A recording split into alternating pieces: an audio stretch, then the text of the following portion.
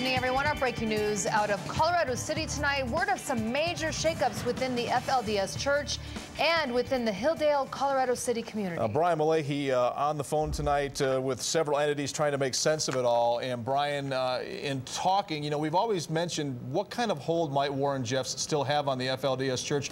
Do we know anything new about that tonight?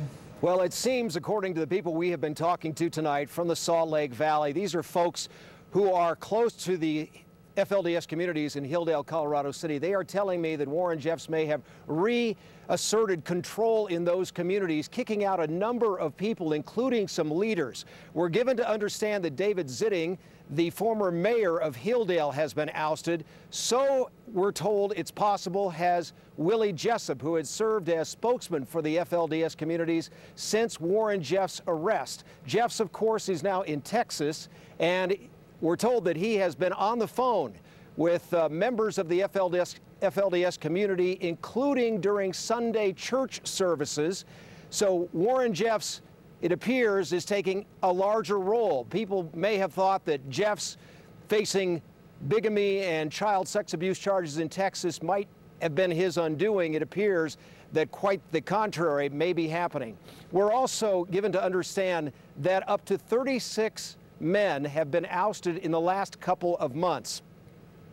An exact count is unclear. We're told that perhaps 6 or 7 of those men have refused to leave. But as one person told me this evening, Warren has been kicking people out left and right from Hilldale, Colorado City. Mark and Shauna, back to you. Any idea, Brian, we know this is just developing right now, but any idea as to why all of these oustings?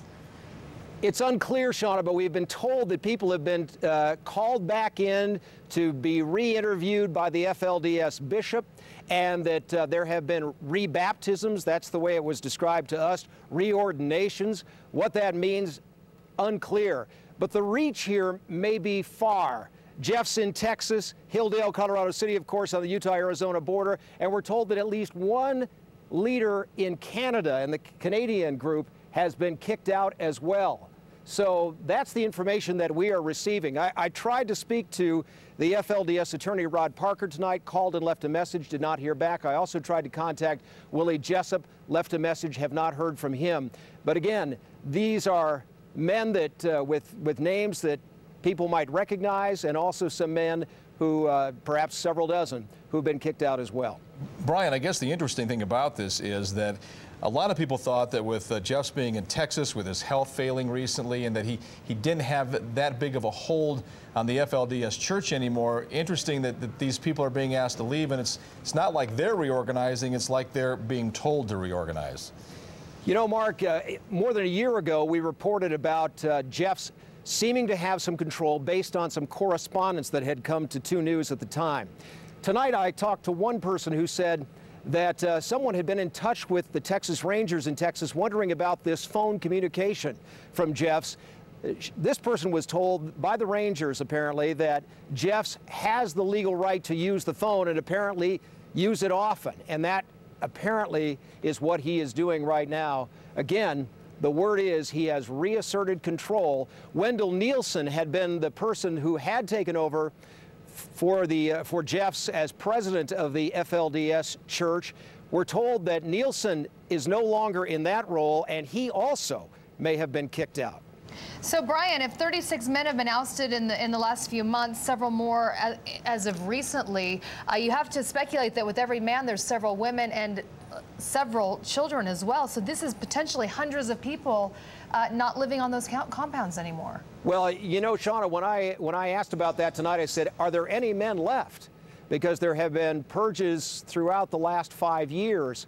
Apparently, from what I'm told, the women and the children who have belonged to these men still are in town, in the communities, and they haven't gone anywhere. Some of the men have stayed put as well, but others have, in fact, from what we're given to understand, actually hit the road and done as they're told, they've left the communities. Well, Brian, it'll be interesting to see just what kind of pull he has from behind bars.